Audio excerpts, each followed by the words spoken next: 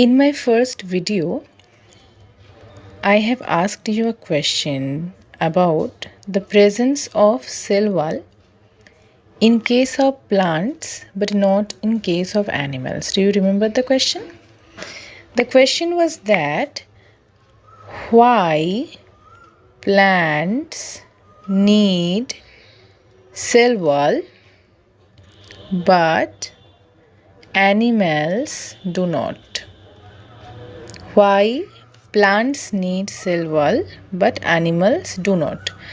और मैंने ये भी कहा था कि प्लांट्स के सेल वॉल होने का फ़ायदा क्या होता है और अगर एनिमल्स को सेल वॉल नहीं है तो उसकी वजह से कोई नुकसान हो रहा है उनको, या फिर अगर सेल वॉल एनिमल्स में होता तो कोई नुकसान होता। तो चलिए इस बात को क्लैरिफाई कर लेते हैं। अभी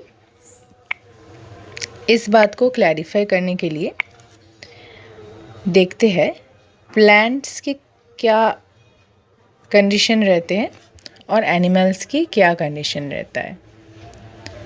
तो in case of plants situation क्या है?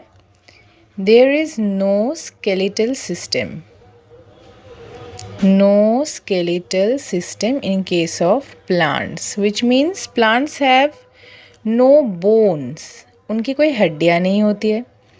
तो फिर प्लांट्स को रिजिडिटी कौन प्रोवाइड करेगा? अगर प्लांट्स के पास स्केलेटल सिस्टम ही ना हो, कोई बोन्स ना हो, कोई सपोर्ट सिस्टम जो उनकी बॉडी को इरेक्ट पोस्चर देगा, प्लांट को इरेक्ट खड़ा रहने में मदद करेगा या फिर उसको रिजिडिटी प्रोवाइड करेगा, ये काम कौन करेगा? इस काम के लिए सेल वॉल की नेसेसिटी होती है प्लांट्स में। अब इन केस ऑफ एनिमल्स क्या है? In case of animals there is skeletal system. तो स्केलेटल सिस्टम एक बहुत बड़ा सपोर्ट सिस्टम ही काम करता है, क्योंकि स्केलेटल सिस्टम में बोन्स होते हैं और बोन्स और कार्टिलेजेस भी होते हैं। तो बोन्स, कार्टिलेजेस, ये सब मिला के जो स्केलेटल सिस्टम होते हैं एनिमल्स में, वो एनिमल्स को क्या प्रोवाइड करता है? वो एनिमल्स को रिजिडिटी प्रोवाइड करता है, यानी उनको एक डेफिनेट शेप प्रोवाइड करता है। Rigidity and shape. तो हमारी जो एक डेफिनेट शेप है वो कहाँ से आया? वो अपनी स्केलेटल सिस्टम से ही आया है। तो that's why cell wall is not needed in case of animals to provide rigidity and shape, but in case of plants, as there is no skeletal system present, so there is need of cell wall. ठीक है ना? तो ये गया अपना पहला point. अब दूसरा पॉइंट में अगर हम डिस्कस करें कि और क्या रीज़न है, तो देखो, अब अगर एनिमल सेल में सेल वॉल होता तो क्या होता और क्यों नहीं है सेल वॉल? अब इस नज़रिया से देखते हैं। तो देखो, एनिमल सेल यानी एनिमल्स जो होते हैं, उस एनिमल्स की जो मेजर डिफरेंस होती है प्लांट से, वो क्या होता है? वो यही होता है कि एनिमल्स कैन मूव, यानी animals can move from one place to another. एक जगह से दूसरी जगह पर एनिमल्स को मूव करना पड़ता है। लेकिन इन केस ऑफ प्लांट्स, प्लांट तो एक ही जगह पर खड़ा रहता है। तो अगर एनिमल्स की सेल में ये सेल वॉल मौजूद होता तो एनिमल्स की जो बॉडी की जो फ्लेक्सिबिलिटी, वो फ्लेक्सिबिलिटी के ऊपर सेल वॉल नेगेटिवली इफ़ेक्ट करता है, यानी फ्लेक्सिबिलिटी कम हो जाता अगर वहाँ पर सेल वॉल प्रेजेंट होता। और ये फ्लेक्सिबिलिटी कम होने की वजह से एनिमल्स को मूवमेंट के लिए बहुत दिक्कत होती। पर प्लांट्स के लिए देखो, प्लांट्स के लिए वो तो मूवमेंट नहीं करता है, प्लांट्स तो एक ही जगह पर रहता है, और एक ही जगह पर रहने की वजह से प्लांट को अपनी प्रीडेटर्स जो होते हैं प्लांट्स की, हार्बीवोर्स हो सकता है, वो एनवायरमेंटल स्ट्रेस हो सकता है, यानी बहुत ज़्यादा गर्मी आ गया एक जगह पर, तो प्लांट तो एसी में हवा खाने नहीं जा सकता। अब कोई हार्बीवोर आ गया उसे खाने, प्लांट वहाँ से दौड़कर भाग नहीं सकता। प्रीडेटर्स कोई आ गया, तो ये जो सारे कंडीशंस प्लांट्स के ऊपर होता है, उनसे बचने के लिए प्लांट्स को एक ओवर प्रोटेक्शन की ज़रूरत पड़ती है जो प्रोवाइड करता है सेल वॉल। सेल वॉल क्या करता है? प्लांट को ओवर प्रोटेक्शन प्रोवाइड करता है, ओवर प्रोटेक्शन। लेकिन वो over protection in case of animals ज़रूरत नहीं होती, क्योंकि एनिमल्स तो मूव कर सकते हैं ना एक जगह से दूसरी जगह पर। In case of environmental stress, in case of predators coming, animals has a facility to move. तो ये तो उनका एक फैसिलिटी हो गया, और ऊपर से मूवमेंट के लिए ही उनको फ्लेक्सिबिलिटी चाहिए जो सेल वॉल उसको नहीं देगा। सेल वॉल से वो रिजिड हो जाएगा ज़्यादा, तो इस वजह से एनिमल में सेल वॉल नहीं होते। और एक और वजह भी होते हैं, अगर देखा जाए एक और वजह भी होता है, वो क्या है? एनिमल में बहुत ज़्यादा कम्प्लेक्स जो रिएक्शंस कुछ होता है, जो रिएक्शंस के लिए हमको जो सेल मेम्ब्रेन है वो बहुत अच्छी तरह से चाहिए होता है। यानी सेल मेम्ब्रेन की ऊपर बहुत सारे रिएक्शंस होते हैं, सेल मेम्ब्रेन से बहुत आयंस बोलो, बहुत कुछ चैनल्स बोलो, वो सारी चीज़ें इधर उधर होता है। तो वहाँ पर सेल वॉल अगर होता तो वो प्रोसेस थोड़ा डिले हो जाता।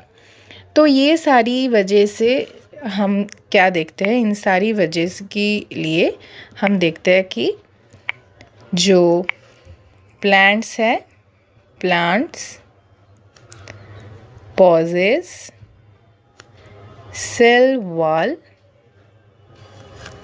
but animals do not। अब एक और बात यहाँ पर है, जो एक चीज़ है ऑस्मोसिस। ये जो ऑस्मोसिस होता है, ये ऑस्मोसिस की वजह से क्या होता है, प्लांट सेल के अंदर वाटर एंटर होता है। एनिमल सेल के अंदर भी ऑस्मोसिस हो रहा है, वहाँ भी वाटर एंटर होगा। लेकिन एनिमल अपने आप, एनिमल में एक न्यूरल कंट्रोल रहता है ना। एनिमल सेल में नर्वस सिस्टम भी प्रेजेंट होता है, एक न्यूरल कंट्रोल मैकेनिज्म भी रहता है। तो हम कंट्रोल कर सकते कि हम कितना पानी पिए ताकि ओवरलोड ना हो जाए। But in case of plants there is no neural system, there is no neural control. वहाँ पर सिर्फ फिजिकल कंट्रोल प्रेजेंट रहता है, और ये जो न्यूरल कंट्रोल वहाँ पर सिर्फ केमिकल कंट्रोल प्रेजेंट रहता है। प्लांट्स में न्यूरल कंट्रोल होता है, एक फिजिकल कंट्रोल जो एनिमल सेल में प्रेजेंट होता है, लेकिन प्लांट्स में नहीं होता है।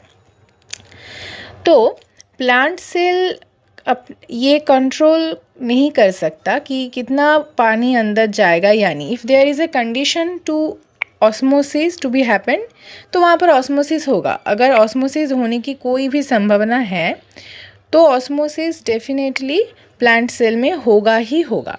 अब इस ऑस्मोसिस को प्लांट तो रोक नहीं सकता। तो ऑस्मोसिस अगर मान लो कि थोड़ा ज़्यादा वाटर प्लांट सेल के अंदर चला जाए, तो प्लांट सेल की ये जो सेल वॉल होता है ना, ये सेल वॉल प्लांट सेल को बर्स्ट हो जाने से प्रिवेंट करता है। तो cell wall prevents plant cell from